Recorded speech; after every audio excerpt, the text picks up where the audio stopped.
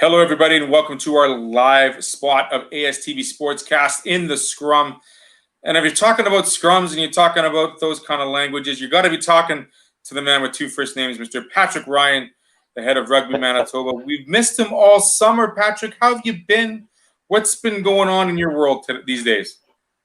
Oh, mate. Well, it's great to talk to you again, Theo. It's certainly been a strange 6 months, as everybody can understand, and a lot of uncertainty going around, a lot of submissions to the province for permission and those kind of things, and everything that sort of goes with that. But that's the reality that everybody's dealing with. Patrick, you say it so politely, like, okay, maybe today will be the day. Maybe today I'll find something in the mail. And sure enough, just like every other sport here in Manitoba, amateur-wise, we are waiting patiently for the next phases to occur in contact, non-contact sports. On your website, you currently say you are on stage 3, which is a non-contact touch rugby, which sounds like an oxymoronic phrase when you hear about touch rugby. In the meantime, tell us a little bit what's been happening May, June, and July up into us waiting for the next phase to begin. Well, through May and June, there was really not a whole lot happening for rugby. We were still sort of grounded with the Rugby Canada return to play. There was a national effort put together. I think there was 48 people on the committee, which is a lot of voices and opinions. That certainly takes time to get those things done. But on the Manitoba front, we've obviously been okay to play sort of touch rugby from fairly well early June, and we've sort of had our clubs doing a bit of training on a touch, on a non-contact basis within the framework, and just to keep guys together and girls together, just provide some activity and keep the conditioning up, just on the chance that we were going to have a contact season. But obviously, the province recently has sort of put together a working group on contact sport, and they're sort of looking at a response in the next couple of weeks. But with that in mind, we've sort of decided, unfortunately, that as far as club contact rugby goes, that this year we're going to take a year off and hopefully come back ready to go next year.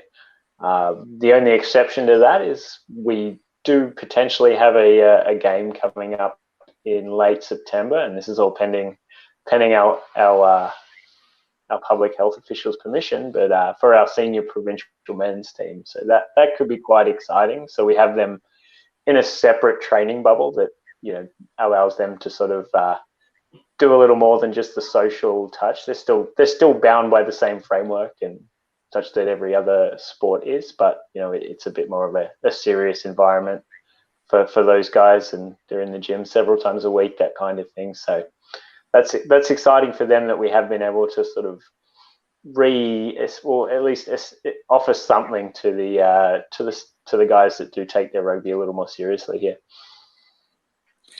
How awkward is it, Patrick, to have to wait for permission from a higher above, especially from a medical perspective, because we've never had to experience this before? Like, you're waiting to play and you're told you can't because of medical conditions. Isn't that kind of a bit awkward, but at the same time you're raring to get go and hopefully you can play tomorrow? Well, that's the challenge, isn't it? I mean, we understand where community sport ranks on the sort of priority list, and that's understandable. Obviously, there's some serious things happening to vulnerable people, and this is something that the province has to think of, has to prioritize what's important, and ultimately, community sport is a luxury that we do get to have normally. It's obviously just challenging from us from an organizational standpoint, because we're with the uncertainty, it's just very difficult to plan anything, and we sort of found, and this is what led ultimately to the cancellation of our senior club season, was that it was just the uncertainty that we were providing to the clubs, like, oh, we'll ask you next week. We might know next week. We might know next week. We might know next week. And well, yeah, we've sort of sadly almost at the end of summer now. So, but that's life, and we'll roll with that. And we understand So why the province is active, is going about their the decisions in the way they are, and we thank them for sort of keeping Manitoba safe. We're doing pretty well. absolutely. I mean, so for the club representations, we're looking for a start in 2021, roughly the same time, hopefully with better understanding of timing and whatnot, and having everything sorted out.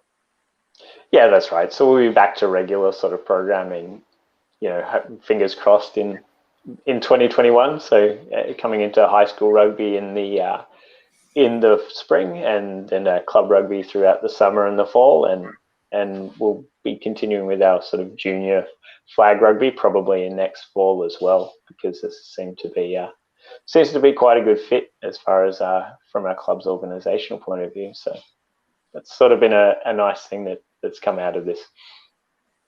A little bit of a silver lining, if you will. We do have, you were saying earlier when we first started, Patrick, there might be some return to play happening this fall in terms of a touch rugby opportunity. Explain a little bit what's going to happen potentially this fall with September rolling into the men's teams.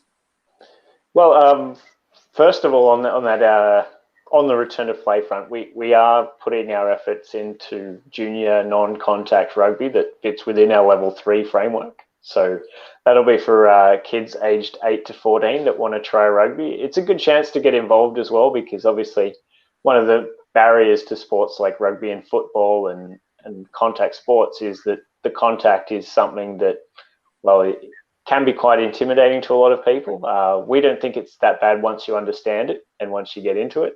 It's not that scary. I'm a fairly little guy and I seem to enjoy playing. So, it's a really good way to safely get involved without that intimidation factor.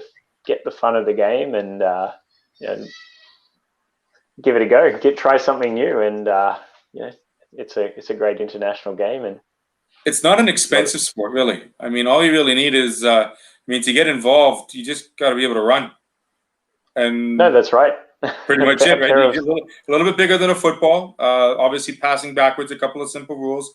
You talk about being the smaller guy, being less intimidating, whereas I usually played the wing, and I enjoyed getting the wheels moving and coming across like a freightliner. So that was a little different story. I did provide a little bit of intimidation, but the sport of rugby is it's one of those sports I've been told, I tell people that you battle it all out on the field, and then you can enjoy the camaraderie and the friendships off the field. Is that still the general global consensus of what rugby represents in the world? Oh, absolutely. You leave nothing out there on the field, but you also understand that, that the other person ultimately has very fine taste in sport when you get off the field. So it's very easy to find some common ground with the people that you were going at it against. So that's definitely Patrick, one of the things. You should write poetry. You say it so eloquently. What's the? Is that the new jersey you're wearing, representing there? What do you got on there? No, this is actually just a Rugby Canada shirt, that the commemorative one from last year's World Cup. So, speaking of, you said you might be having a little bit of rebranding as well in the upcoming weeks.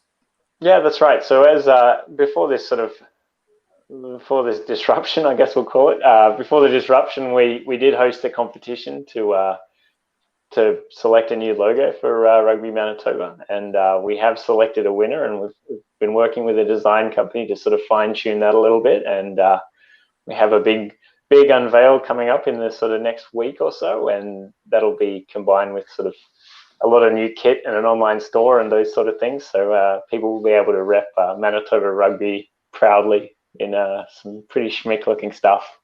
Absolutely. Same colors, the yellow and the browns and whatnot? Are we going a little bit more red and white? So we're going... Or you want to wait till we unveil it properly? Should we wait? Oh, no, we don't have to wait. It's largely the black and grey are the sort of main colours. There are whites and yellows in there. I would have loved to get back into the brown and gold jersey of I guess it was the late 80s. Yeah. I have one of those sitting on my office wall, which is... Oh, it's just phenomenal. You don't see kit like that these days in any sport. So no, we went for a little more of a modern look, but it was a nice nod to nod to the past. Rugby's been played in Manitoba since 1879, so we do have a long and storied tradition. So we want to make sure that that's part of our branding going forward, right? So that's awesome. Any other? You said you might have a golf tournament coming up as well soon, Patrick? Yes, that's right. So this the golf tournament we're having is basically for our benefactors. Obviously, they normally do quite a bit of fundraising through the year for us. So just to say thank you to them, we're going to be running the golf tournament this year on their behalf, and the proceeds will go to Friends of Rugby and the Peter Skouras Foundation. So they both provide. Well, Friends of Rugby typically provides sort of financial support to athletes that aren't in a position to be able to pay for some of the trips out to other provinces, and covers the dues and things like kit for younger teams. Supports the people that can't quite financially support themselves. And the Peter Skouras Memorial Scholarship is actually a bursary that's handed out for extending rugby athletes that choose to pursue rugby at university level. So we've had a few recipients of that. That's been running for 3 years now, and I think we've had a couple of kids out at UBC and University of Victoria and University of Western Ontario that have been recipients of that, and they're doing Manitoba proud. Elsewhere, unfortunately, we'd love to be able to provide that here, but it's a really great initiative that the Skouras family has put together in memory of Pete. Yeah, no doubt, absolutely. A well-known name within the community, not just in rugby, but all over Winnipeg, absolutely. All your latest information return to play will be found at rugbymb.ca, also on the Twitter at Rugby Manitoba. Patrick, great to talk to you again. It's lots of updates going on again, and you're going to keep us updated on the winner. The new logo I'm looking forward to seeing. I like black and silver. I like that. Good combination of colors representing the old boys back in, like you said, the 1800s. Anything else you'd like to say today before we let you go? And I know you probably have some schedules and some touch work to work on here for September. Oh, it's like I said, for kids aged 18 to 14. Oh, sorry, 8 to 14. Sorry, wrong way around there. 8 to 14. We are launching that non-contact rugby starting in September, running through the fall, which is a great way to get involved, and that'll be run out of several locations in East Manitoba and Winnipeg. So, reach out to your local rugby club. If you can't find it, check out our website. We'll have all the details there. And like I said, it's a low-cost sport. There's not a lot of equipment that's involved. It's fun. We've both enjoyed playing rugby. We both enjoy this. We still both enjoy the sport. I'm looking forward to seeing the return of young stars on the pitch, representing the kits and having some fun, playing some touch rugby. Like I said, an awkward phrase, but still better than nothing on the pitch. It's right. It's a good introductory. It's a really good introduction to the game. Obviously, and especially with the juniors. I mean, there's a lot of research out there about the effects of contact sports on kids under the age of 14, and that's something we're very mindful of as well. And it's something we do take precautions in. I guess that's something that's actually to veer off a little bit. Something that we are looking at piloting is there is a warm-up pilot that we've been doing that has been shown to lead to a reduction in a lot of those soft tissue and concussion injuries. So that is something that's on the top of our mind as well, and it's been something we've been working quite diligently on with all this downtime. So we'll be rolling that out with these upcoming programs and for all our programming next year at the high schools. So that's great to hear that you're going to work with seeing how this is going to work amongst the game with the younger kids, which is, I think, very important because you're able to attain kids, providing they don't have those aftermaths of large hits or injuries and whatnot. They're able to play consistently without the injury, which I think is very important when it comes to young athletes when they want to continue to work on their craft in sports. So great job, great initiative by Rugby Manitoba. I really look forward to seeing how that's going to work this fall. Absolutely. Thanks very much for having me, Theo. It's always great to chat. Patrick, good man. Always in the scrum. Always fun in those little huddles, Always wonder what's being said and the languages and the little bits and pieces, the getting to know each other in the scrums. We'll leave it at that, right, Patrick? Yeah, that's it. That's about it. In the Scrum with Patrick Ryan, Rugby Manitoba.